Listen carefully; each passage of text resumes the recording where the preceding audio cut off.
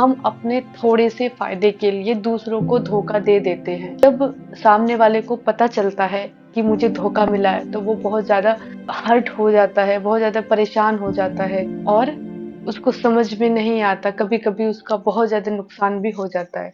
इसलिए हमें दूसरों को कभी भी धोखा देना नहीं चाहिए, क्योंकि कभी कभी दूसरों को दिया हुआ धोखा अपने आप को भी मिल सकता है। ये वही कहावत हो जाती है कि जैसा हम बोएंगे वैसा ही हम काटेंगे। तो इसलिए हमेशा सोच समझ के दूसरे को सही बात बताइए, उनके साथ धोखा मत करिए। एक कहानी में सुनाती हूँ। एक घने जंगल में एक लालची लोमड़ी रहती थी। वह हमेशा दूसरों को धोखा देकर अपना पेट भरती थी। एक दिन जंगल में घूमते हुए उसकी नजर चींटियों के झुंड पर पड़ी, जो अपने परिवार के लिए अनाज इकट्ठा कर रही थी।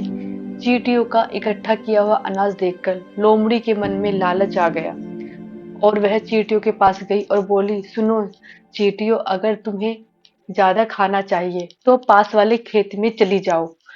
वहां बहुत सारा अन्न पड़ा हुआ है, जिससे तुम एक साथ में ही बहुत सारा अनाज जमा कर सकोगी। लोमड़ी की बात उन चींटियों को सच लगी। वह अपना अनाज रास्ते में ही छोड़कर उस खेत की ओर सारी चींटियां चली गई जहां लोमड़ी ने बताया था। मौके का फायदा उठाकर लोमड़ी ने रास्ते में छोड़ा हुआ खाना खा लिया और बगल के पेड़ की छाया में सो गई। तब चींटियों को उस खेत में कुछ नहीं मिला। वह सब वापस लौटकर आई तो देखा कि उनका अनाज तो किसी ने खा लिया है। उन चींटियों को समझ में आ गया था कि उनका अनाज लोमड़ी ने ही खाया है। तब एक चींटी ने लोमड़ी से कहा, तुमने हमें धोखा दिया। तब लोमड़ी हंसते हुए बोली, मैंने तुम्हारा अनाज खाने के लिए तुमसे झूठ बोला। तुम मूर्खों की तरह विश्वास कर दौड़ी चली गई।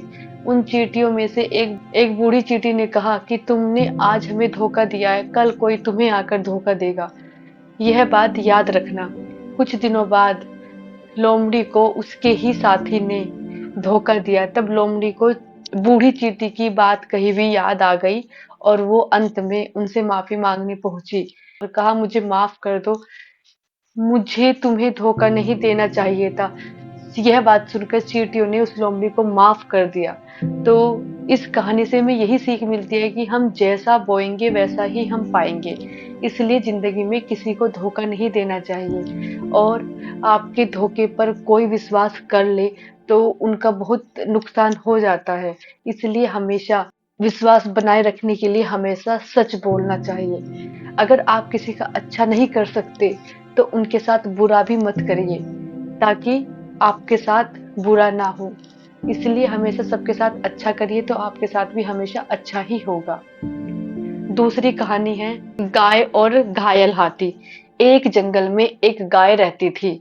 वह बहुत मजे से जंगल में रहती थी।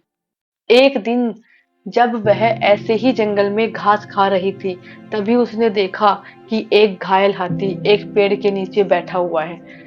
तभी गाय उसके पास गई और बोली, अरे हाथी भाई, तुम ऐसे क्यों बैठे हो?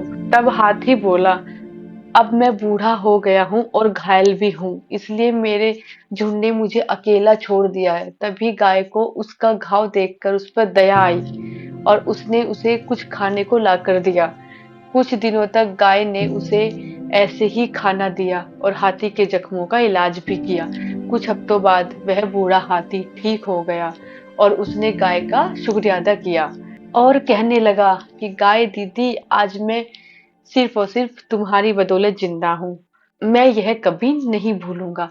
एक दिन गाय जब जंगल में घास खा रही थी, तभी कुछ शिकारियों की नजर उस गाय पर पड़ी और वह सब उस गाय को मारने के लिए उसके पीछे भागे।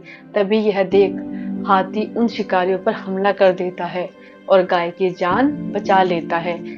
इस घटना के बाद वह जंगल के दूसरे जानवरों को दिखा देता है कि प्यार और दयालुता से किसी भी भेद को मिटाया जा सकता है।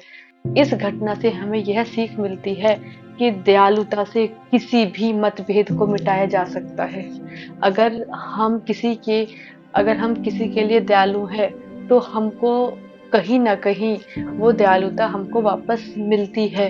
अगर हम अच्छा करते हैं किसी के लिए तो हमको अच्छा ही मिलती है। जो चीज हम दूसरों के लिए चाहते हैं, वो अच्छाई हो या बुराई हो, उसी चीज को भगवान हमारे लिए वापस करते हैं।